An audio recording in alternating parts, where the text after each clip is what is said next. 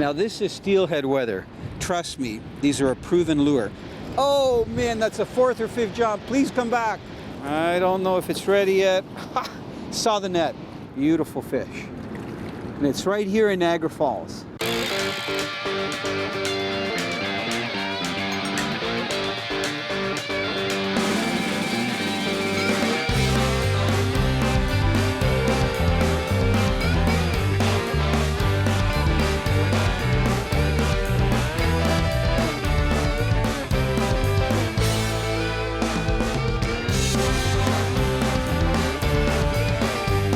Canadian Sport Fishing is brought to you by Rapala Premium Fishing Gear crafted from experience.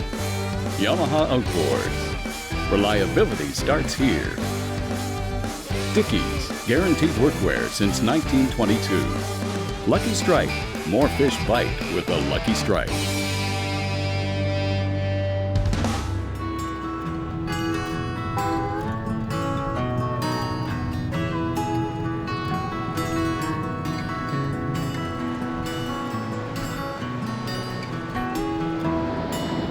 Now this is steelhead weather. You know, we're here early in the morning on the Niagara River, one of my favorite places to fish. And I've got to tell you, a couple days ago, I was drifting the lower Niagara by boat with some friends, Tara, who works with us, and she's a fisher girl, and some other people, and some of our staff, and the fishing was unbelievable.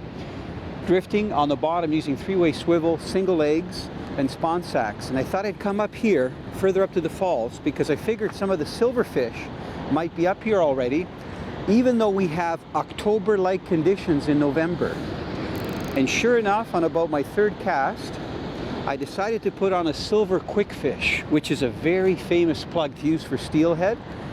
Because where the steelhead aren't bothered by a lot of anglers, I like to go with artificials. And you can see that Kwik Fish just sticking out the side of the fish. I don't know if he's going to stay on. This is such a fresh silver male. He's jumped about 3 times out of the water. Now this isn't a big steelhead by any means, but I'm still going to use the net to get him in there, because I think it's just nice to prevent the fish from flapping around on the dirt. So I'm just going to keep him in the net, and I'm going to see if I can hold him up. If that hook is in its mouth, you should be able to see that Kwik Fish really nice. This is where I got to get creative with my rod. I'll put my rod over here. I'm always so careful not to put the rod down like in the sand or dirt. Now I thought this was a little male. It's a little female, because you can see how plump she is.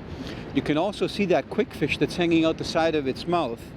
This particular one was a stocked fish, possibly by the New York State, because you can see that the fin is missing right there.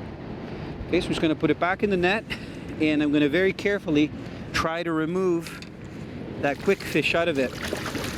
What a gorgeous rainbow. Fresh run.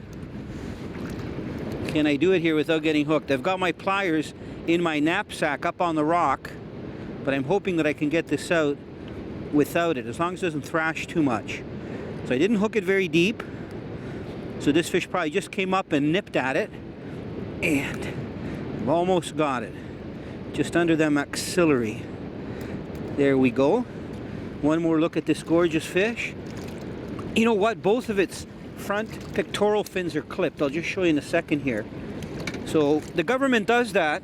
They mark a specific fin. You see that one is missing, and also the other one. So this particular fish is a certain year class, but isn't that brilliant? You can see I've got my rain jacket on. I'm wearing overalls and little knee-high boots, because there's a lot of mist coming off the falls this morning. So I'm just going to get this fish back here, and we're going to do a nice release here over the rocks. You'll probably see it swim right out of the net. Beautiful migratory rainbow trout. It's going to be ready to swim out any moment here. There it goes.